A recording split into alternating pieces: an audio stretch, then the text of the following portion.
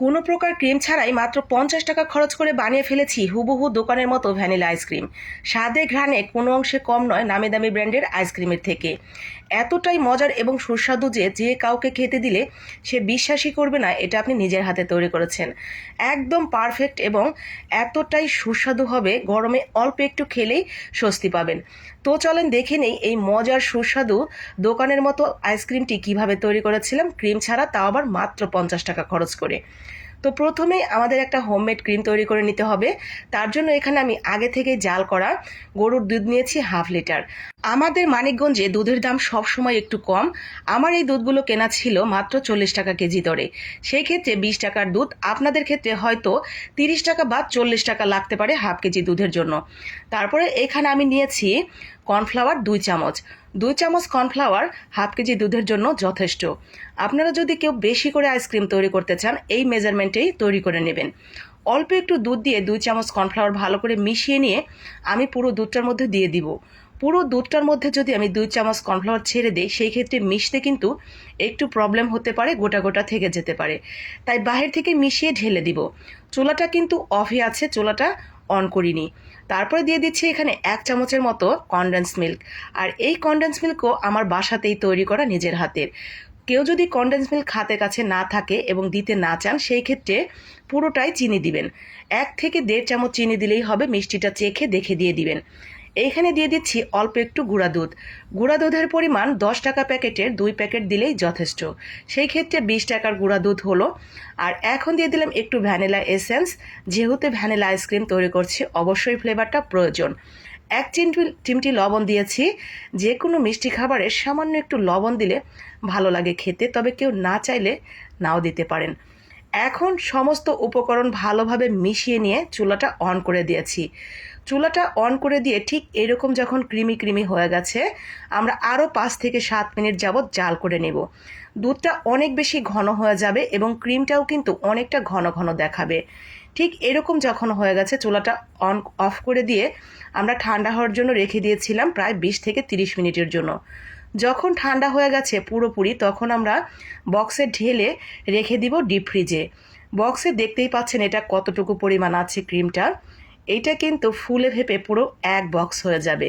তো দেখতে থাকেন, শেষ পর্যন্ত বুঝতে পারবেন। আমরা ডিপ ফ্রিজে রেখে দিব প্রায় 1 থেকে 2 ঘন্টার জন্য।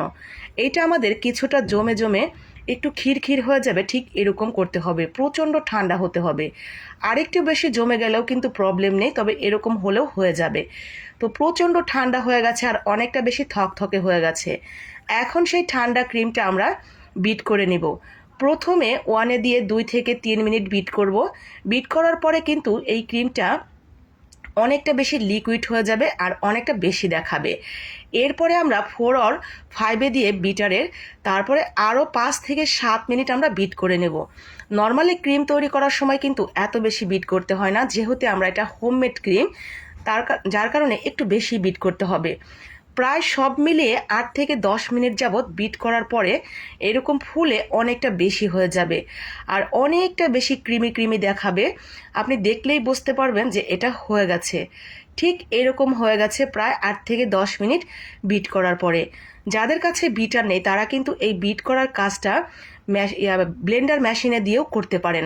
তবে সেই ক্ষেত্রে একেবারে সবটুকু না দিয়ে অল্প অল্প করে ক্রিম দিয়ে একটু একটু করে বিট করে নেবেন 8 থেকে 10 মিনিট যাবৎ। তো অল্প 1 চামচ দিবেন, আবার বিট করবেন ব্লেন্ডারে আর কি। আবার অল্প একটু 1 চামচ দিবেন, আবার বিট করবেন। ঠিক এইভাবে দিতে দিতে ঠিক এরকম হয়ে যাবে। হয়তো একটু হেরফের হতে পারে, তবে হয়ে যাবে।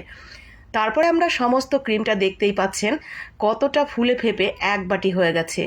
আইসক্রিম কিন্তু নর্মালি এরকম একদম ভরপুর এক বাটি দোকান থেকে কিনে আনলে কখনোই হবে না। তো পুরো এক বাটি একদম ভরে গেছে। এখানে 1 কেজির বেশি আইসক্রিম হবে। উপর দিয়ে আমি একটু বাদাম কুচি দিয়ে ডেকোরেশন করে দিচ্ছি। বাদাম কুচিটা সম্পূর্ণ অপশনাল, শুধুমাত্র সৌন্দর্য বাড়ানোর জন্য। এখন আমরা এটা রেখে দিব 5 থেকে 6 ঘন্টার জন্য ডিপ ফ্রিজে। সারা রাতের জন্য রেখে দিলে বেশি ভালো হয়।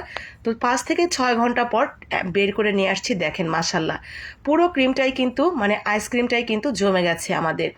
আমি আপনাদের একটা কেটে দেখাচ্ছি একটু যে এটা আসলে পুরোপুরি দেখতে কেমন। একদম দেখে কি মনে হচ্ছে আপনাদের? কোনো সমস্যা আছে? খেতে যে কি ভালো হয়েছিল আপনাদের কি বলবো। সবাইকে যদি একটু একটু করে দিতে পারতাম তাহলে আপনারা বুঝতে পারতেন এটা কতটা মজার এবং সুস্বাদু।